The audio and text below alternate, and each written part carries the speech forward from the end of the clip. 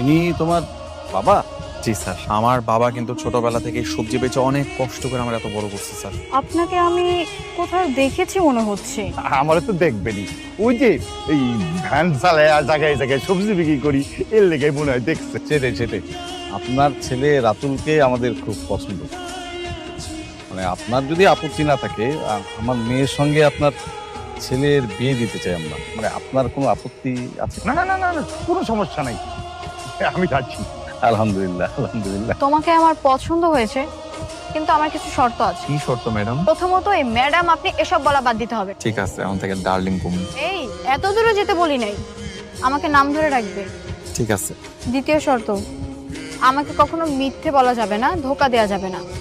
যদি কখনো মিথ্যে বলছো বা ধোকা দিছো, আমি কিন্তু তোমার সঙ্গে থাকবো না, সেটা বিয়ের আগে হোক বা পরে। খাইছে রে, এখন ভাগাগোড়া মিথ্যার উপর চলতেছে। আচ্ছা, পরেরটা পরে দেখা যাবে, বাকিগুলো শুনি। কি ভাবছো? আমি তো এই শর্তেও রাজি। 3 নম্বর শর্ত হচ্ছে, তুমি তো শিক্ষিত একজন মেধাবী ছেলে, আমাকে নিজের টাকা উপার্জন করে সংসার করতে হবে। আমার বাবার কি আছে না আছে সেটা কিন্তু মাথা ঘামানো যাবে না।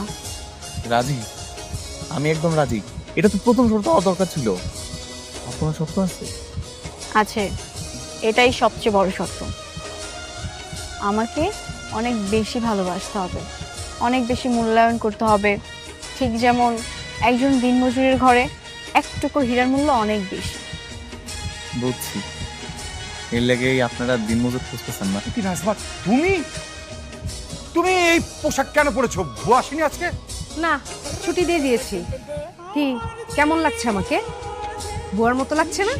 ভাবছি এই কয়দিন বাসার সমস্ত কাজকর্ম আমি নিজে করব। কেন বলো তো? বুঝুনি তাই তো? কারণ হচ্ছে এই কয়দিনে আমার বুয়ার ট্রেনিংটা হয়ে যাবে। এতে করে আমি যখন বিয়ে বাড়িতে যাব, আমার আর বুয়ার অভিনয় করতে প্রবলেমই হবে না। বাহ, গাছে কাঁঠাল গোপে তেলা। তোমার ছেলে রীতিমতো আমাদেরকে বাজারের গোল আলু বানিয়ে ফেলেছে। কি হয়েছে বাবা? কে কার খালু? এই, চুপ কর, আলু।